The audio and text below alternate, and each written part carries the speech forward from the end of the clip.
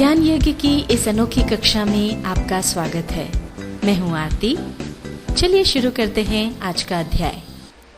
Tally ERP 9 के इस अध्याय में हम सीखेंगे लेजर तथा इन्वेंट्री में प्रारंभिक शेष यानी ओपनिंग बैलेंस डालना। ओपनिंग बैलेंस डालने के लिए हम उदाहरण लेते हैं राम एंड श्याम ट्रेडर्स का। राम एंड श्याम ट्रेडर्स अभी तक अपना हिसाब किताब मैन्युअली मेंटेन करते आए हैं और मान लीजिए नए फाइनेंशियल ईयर से वो अपना हिसाब किताब टैली पर रखना चाहते हैं। तो अब इसके लिए पहले हम देखते हैं उनकी बैलेंस शीट। ये राम एंड श्याम ट्रेडर्स की बैलेंस शीट है 31 मार्च सन 2009 तक की। अब मान लीजिए 1 अप्रैल सन 2009 से वो हिसाब किताब पूरा टैली में रखना चाहते हैं, तो 31 मार्च तक जो बैलेंस शीट है वो हमको यहाँ पर नज़र आ रही है।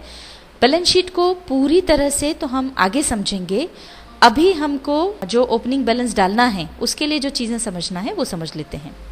यहाँ पर आप देख सकते हैं बैलेंस शीट दो भागों में बटी हुई है। एक तरफ लायबिलिटीज़ हैं और दूसरी तरफ हैं असेट्स। लेफ्ट हैंड साइड पर हैं लायबिलिटीज़। इसमें सबसे पहले है अनसिक्योर्ड लोन, है ना। यहाँ मान लेते हैं राम एंड श्याम ट्रेडर्स ने रमेश शर्मा से 10,000 रुपये लोन लिया था। ये अमाउंट यहाँ पर आ गया। इनकी बैलेंस शीट के हिसाब से राम एंड श्याम ट्रेडर्स को क्रेडिटर्स को जो अमाउंट देना है वो है 45,000 रुपये।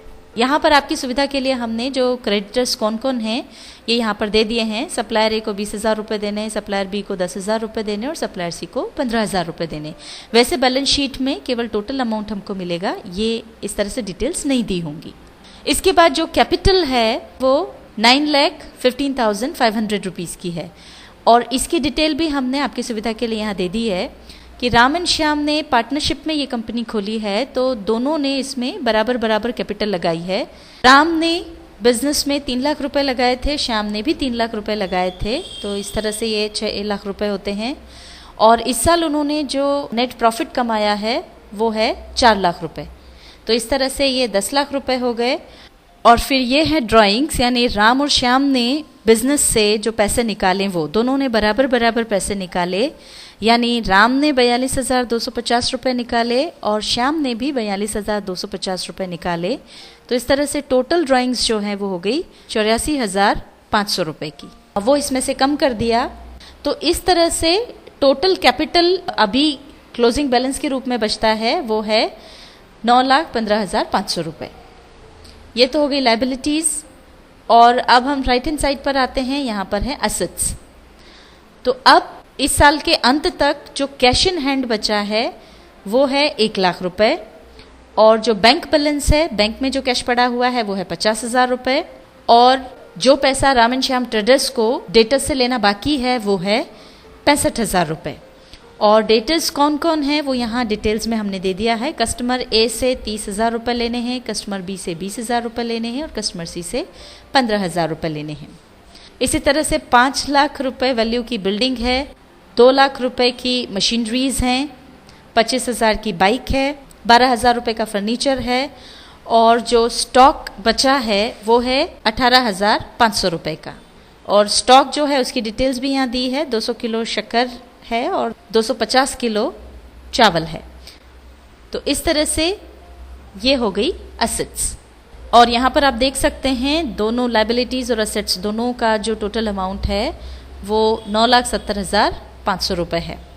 अब ये जो है ये 31 मार्च 2009 तक का क्लोजिंग बैलेंस है।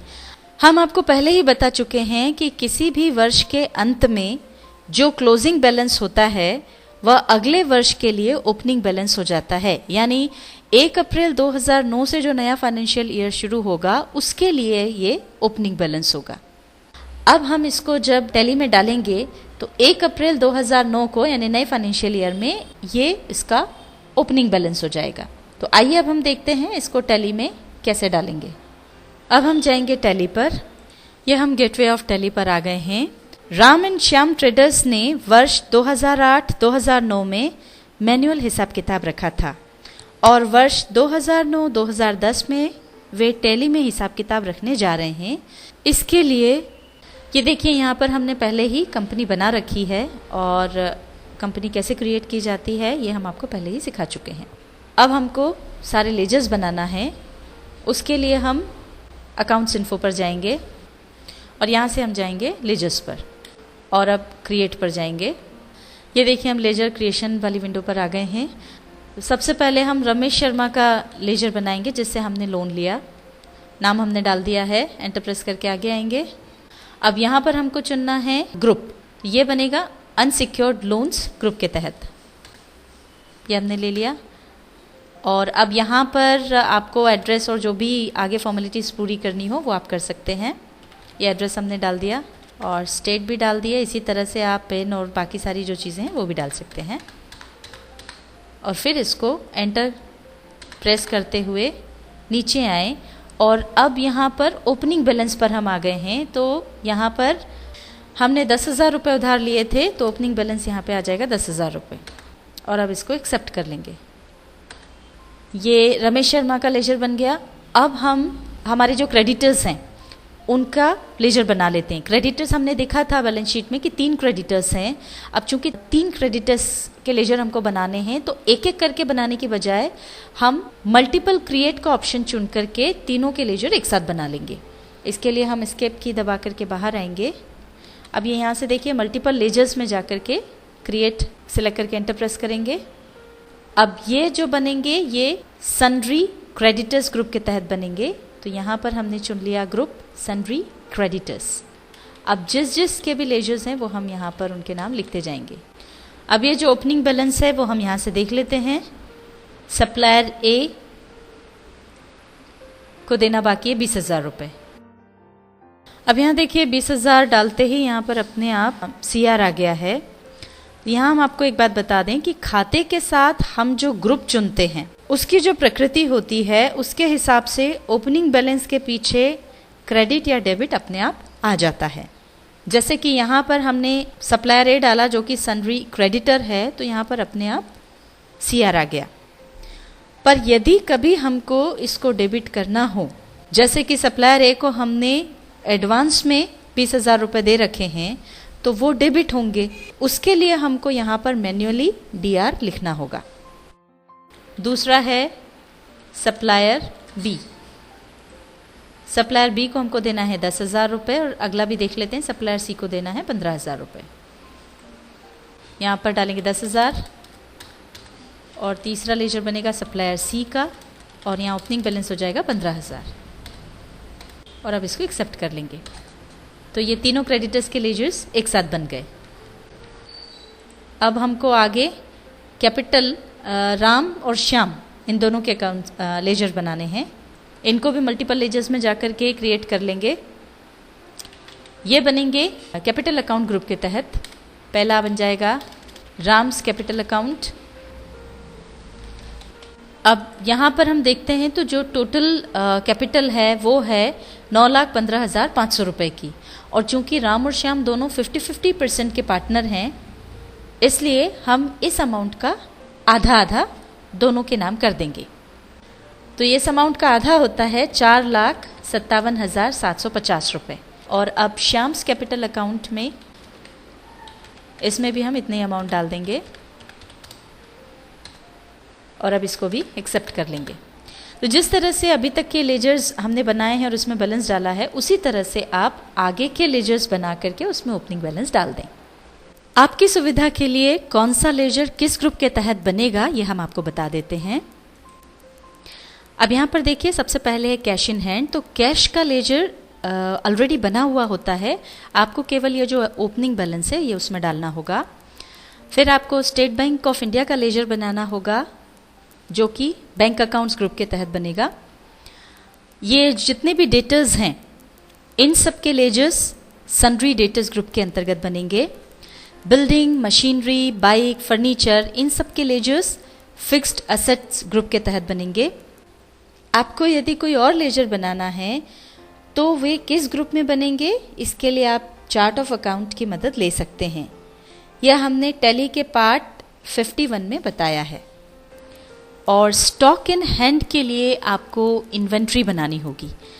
तो ये इन्वेंट्री कैसे बनेगी ये आइए अब हम आपको बता देते हैं। अब उसके लिए हम टैली पर जाएंगे और अब यहाँ से पहले बाहर हो जाएंगे हम गेटवे ऑफ टैली पर आ जाएंगे। यहाँ से हम जाएंगे इन्वेंट्री इन्फो पर, और यहाँ पर हमको यूनिट्स ऑफ मेज़र चाहिए, तो वो हमने पहले से बना के रखे हैं और हम आपको सिखा भी चुके हैं कि किस तरह से यूनिट बनाई जाती है। तो सिखाए अनुसार आप यूनिट्स बना लें। और इसके बाद हम बढ़ रहे हैं स्टॉक आइटम्स की तरफ, और अब हम जाएंगे मल्टीपल स्टॉक आइटम्स पर, क्योंकि हमारे जो आइटम्स हैं वो एक से ज़्यादा हैं। क्रिएट पर जाएंगे, यहाँ पर हम ग्रुप में चुन लेंगे ऑल आइटम्स। पहला आइटम हमारा शुगर है। ये हमने नेम ऑफ आइटम डाला और ये किस ग्रुप के अंदर बनेगा, तो लिस्ट ऑफ ग्रुप्स में अभी हमने कोई ग्रुप बना के नहीं रखा है, तो इसको प्राइमरी हम चुन लेंगे। यूनिट्स में से हम चुन लेंगे केजी। ओपनिंग क्वांटिटी में तो यहाँ पर हम देख सकते हैं कि शुगर जो है वो हमारे पास 200 kg है और उसका रेट है 30 रुपीज़ पर kg, और राइस है 250 kg, रेट है 50 रुपीज़ पर kg। तो ये यहाँ पर हम इसकी क्वांटिटी डाल देंगे 200 kg, रेट 30 रुपीज़ पर kg। दूसरा स्टॉक आइटम राइस, प्राइमरी में हमने इसको ले लिया। यूनिट यहाँ पर डाल देंगे kg, इसकी ओपनिंग क्वांटिटी थी 250 kg, रेट 50 रुपीज़ पर kg। इस तरह से जितने भी स्टॉक आइटम्स हों वो सब आप यहाँ पर डाल के उनका ओपनिंग बैलेंस डाल सकते हैं। अब सब हो जाने के बाद इसको एक्सेप्ट कर लें। टैली ERP 9 के इस अध्याय में हमने सीखा लेजर तथा इन्वेंट्री में प्रारंभिक शेष यानी ओपनिंग बैलेंस डालना।